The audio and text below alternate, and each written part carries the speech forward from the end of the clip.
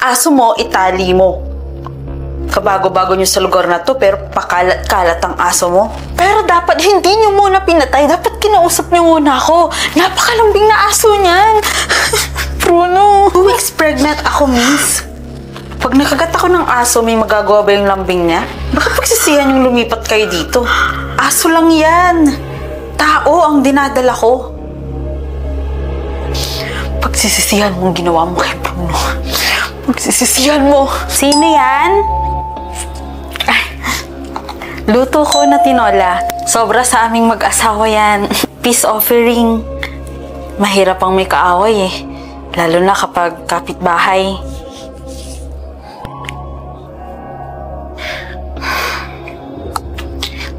Thank you.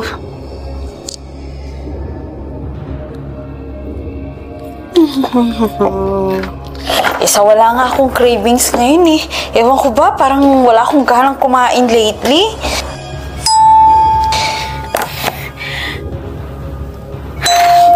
Sino yan? Minudo. Nako, ilang araw ka nang nagbibigay ng ulam dito, nakakahiya na. Specialty ko yan, minudo. Sarap! Tsaka naging kaibigan ko na rin naman kayo. Ang the best na kapitbahay, nag-share ng ulam. Salamat dito ha. Bigla akong nagutom. Honey! Oo na. Kailangan kong alagaan to dahil hindi ko to anak. Bayad to. Gets ko na yan. Wala eh. Ewan ko din ba? Kung bakit araw-araw parang mas inaabangan ko na kung anong ibibigay ni Mia sa atin. Ay, Elma. Nagdala ko ng mga prutas tsaka gulay. Ikaw talaga. Makakabuti yan para sa pinagbubuntis mo. Alam mo, nakakahiyaman pero tatanggapin ko to ha. Walang problema. Curious lang ako. Bakit ba kayo lumipat dito sa subdivision? May kausap kasi kaming doktor dito sa lugar na to. Di kasi kami magkaanak ng asawa ko eh. Tsaka... Aray! Aray! Aray! Elma? Elma, okay ka lang?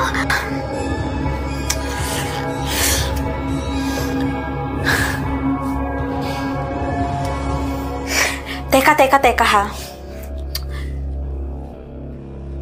Wala akong iniinom. Kitang-kita mo naman kung paano ko alagaan tong bata, di ba? Wala naman akong ibang kinakain kundi yung...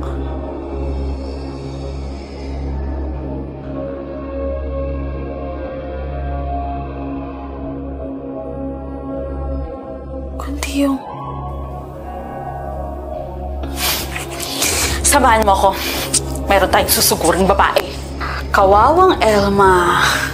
Kung hindi mo lang kasi pinatay si Bruno, hindi dapat buhay pa yung anak mo ngayon. Deserve mo yan. Pinatay mo kasi ang aso ko, kaya unti-unti kong pinapatay ang anak mo nang di mo alam. Oh, honey! Nandito ka na pala. Ganyan na itsura mo, mukhang lugmok na lugmok. Kamusta yung surrogate mom ng anak natin?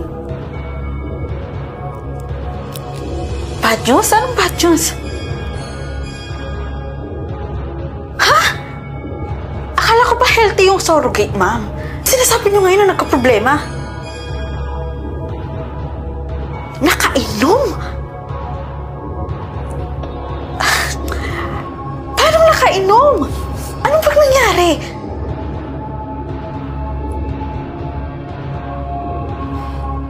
Teka, ano bang pangalan ng surrogate mom ng anak natin?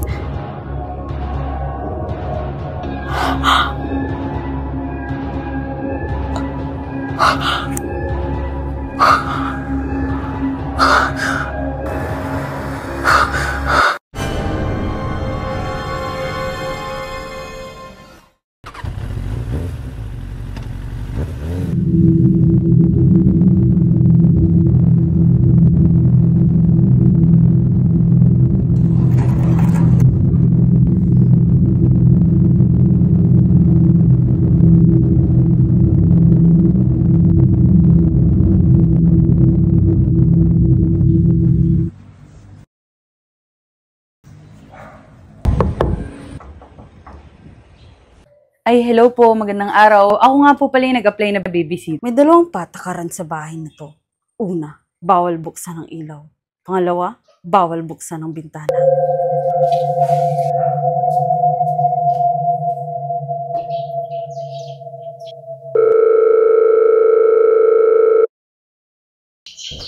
Uy, hello.